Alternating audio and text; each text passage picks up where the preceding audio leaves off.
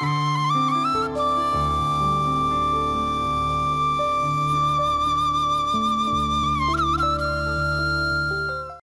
TV பார்வையாளர்கள் அனைவருக்கும் வணக்கம். உளவளம் உளநலம் பேணவே மகிழ்வான வளம் மிக்க வாழ்வுக்கு போட்டி போட தயாராகுங்கள், முட்டி மோத பின்வாங்குங்கள் என்ற தலைப்பில் முயற்சி அடிப்படையில் வெற்றி பெற போட்டி போடலாம். அதற்காக வெட்டி வீழ்த்தி வெற்றி பெற முயற்சி செய்யக்கூடாது என்பதை விளக்க விரும்புகின்றேன். இன்றைய உலக நடைமுறை போட்டியை மையமாக கொண்டே இடம்பெறுகிறது. இன்றைய உலக நடப்பு போட்டி மனப்பாங்கிலேயே நடைபெற்றுக் கொண்டிருக்கின்றது.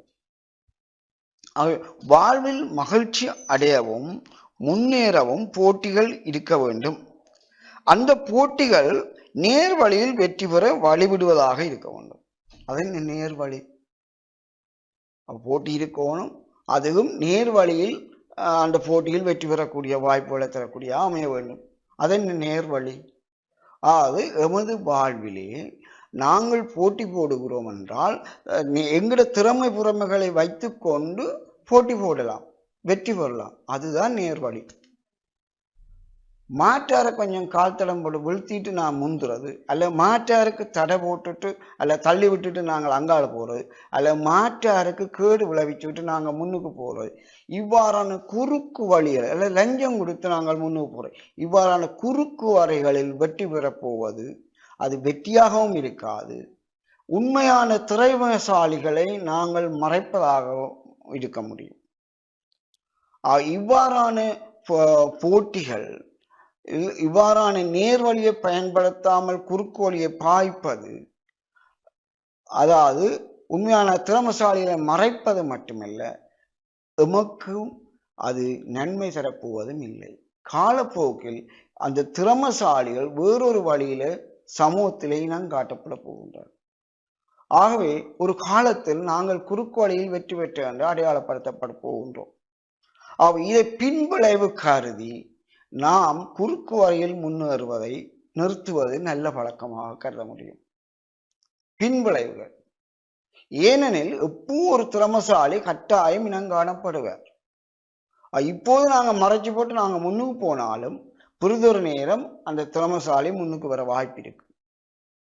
இவை பொறாமை காரணமாகத்தான் இவ்வாறான பிரச்சனை வருது.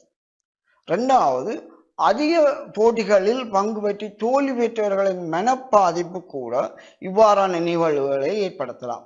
குறுக்கு வழியில் எப்படியா முன்னேறுகிறோம். இவ்வாறான குறுக்கு வழியில் முன்னேறுவதனால ஒரு திறமசாலி மறைக்கப்படுகிறான். அதேவேளை பின்விளைவு கருதி எங்களையே நாங்கள் ஏமாற்றுவதாகவும் அமைத்துக் கொள்கிறோம்.